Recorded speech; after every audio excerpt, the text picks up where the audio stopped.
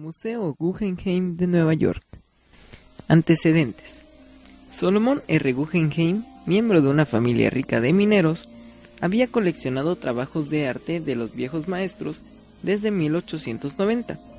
En 1926, Guggenheim conoció al artista Gila von Ribey, quien le presentó y lo introdujo al arte vanguardista europeo, particularmente el arte abstracto.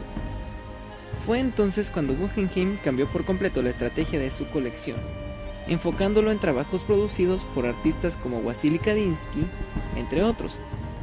Él comenzó a mostrar su colección en su apartamento en el Hotel Plaza de la ciudad de Nueva York. Así, mientras su colección privada creció considerablemente, Guggenheim estableció la Fundación Solomon R. Guggenheim en 1937.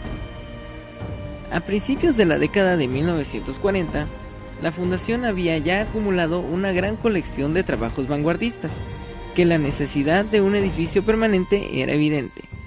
Solomon no sabía a quién elegir como arquitecto para el museo, por lo que le pidió a la baronesa Gila von Ribey que escogiera a alguien. Ella eligió a Wright porque era el arquitecto más famoso del momento. En 1943, Ribey y Guggenheim le escribieron una carta al arquitecto Frank Lloyd Wright, pidiendo que diseñara una construcción para albergar y exhibir la colección. El museo.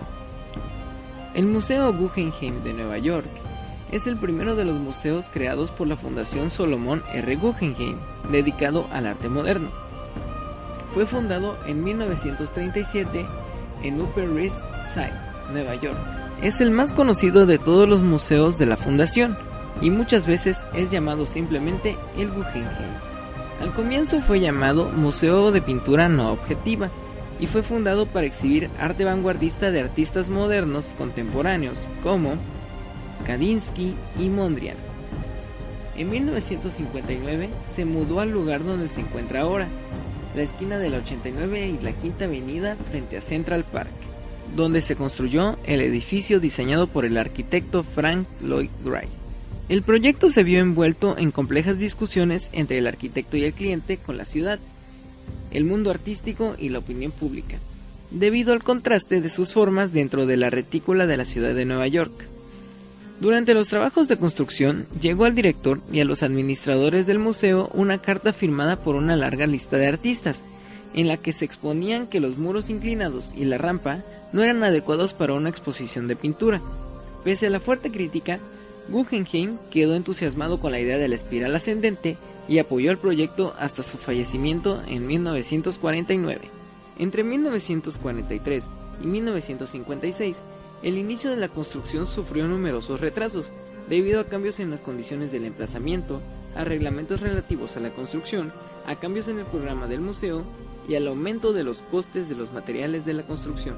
Pero finalmente, el 16 de agosto de 1959, pudieron comenzarse los trabajos. Tanto Guggenheim como Wright murieron antes de que se culminara su construcción en el año 1959, aunque cuando falleció Wright en abril de 1959, la construcción estaba prácticamente terminada, quedando ya solo algunos últimos detalles. 6 meses después, el 21 de octubre, el museo abría sus puertas al público. Los logros obtenidos no solamente testifican el genio arquitectónico de Wright, sino también el espíritu aventurero que caracterizó a su fundador, Solomon R. Guggenheim. Fue concebido como un templo del espíritu. La colección del museo ha crecido considerablemente a través de 8 décadas y está constituida de varias colecciones privadas muy importantes, comenzando por la colección original que pertenecía a Solomon R. Guggenheim. La colección es compartida con los museos hermanos de la fundación. El concepto. El edificio en sí mismo se convirtió en una obra de arte. Desde la calle, el edificio parece una cinta blanca enrollada en forma cilíndrica, levemente más ancha en la cima que abajo. Internamente, las galerías forman una espiral. Así, el visitante ve las obras mientras camina por la rampa helicoidal ascendente, iluminada como un paseo. Para su diseño se inspiró en un zigurat, que era un templo babilónico piramidal escalonado, pero invertido. Localización. Se encuentra situado junto a la cara este del famoso Central Park, ofreciendo una gran combinación visual a los paseantes de la ciudad. Espacios. La visita comienza en los ascensores y va llevando lentamente a los visitantes a un recorrido donde las obras de arte están expuestas a lo largo de una espiral iluminada por un gran lucemario cenital, dividido con la forma de una fruta cítrica. Gray nos dirige, vía elevadores, a la parte más alta del edificio, para que prácticamente sin darnos cuenta descendamos por una suave rampa helicoidal mientras vamos observando las obras que se exponen en los diferentes niveles interconectados, pero a la vez diferenciados uno de otro por un pequeño espacio de transición casi imperceptible. Si por un momento paramos y observamos hacia el centro de la espiral, nos damos cuenta de lo impresionante de esta obra, porque nos recuerda a un caracol, la cual nos permite ver el centro de la rotonda y varios niveles de exposición de la rampa en espiral descendente. Una observación más detallada nos muestra el juego de figuras geométricas sutilmente posicionadas, donde predominan triángulos, óvalos, incluso en las columnas, arcos, círculos y cuadrados. Estructura. Este edificio posee una estructura en espiral, con un gran hall de exhibición iluminado por un gran tragaluz. Materiales. Los materiales utilizados en su construcción fueron básicamente bloques de hormigón armado prefabricados. La pintura blanca utilizada en los muros interiores hace que las obras se destaquen. Se utilizaron también lucernarios de vidrios con juntas de acero. Restauración.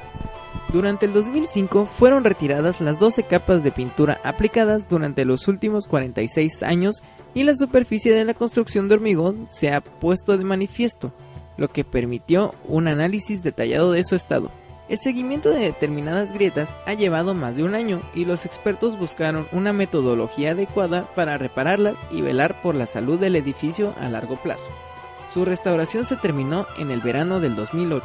Un grupo de especialistas, ingenieros, arquitectos y conservadores han ido realizando muestras de hormigón y haciendo mediciones de dilatación de las enferraduras armadas del edificio entre las temporadas de invierno y verano en esa ciudad, que pueden oscilar entre los -15 y 35 grados respectivamente. Por causa de este fenómeno normal de dilatación y contracción de las estructuras armadas, las pieles de hormigón más externas del edificio han comenzado a trizarse, a agrietarse y a descascararse de manera acumulativa desde su inauguración en 1959. El equipo designado primero estudió el edificio para determinar sus condiciones y determinar la mejor estrategia de restauración. Han empleado métodos de restauración no destructivos, tales como monitores, radares y escáneres láser. La cara exterior que da al Central Park es una de las más erosionadas y primera en comenzar a ser restaurada.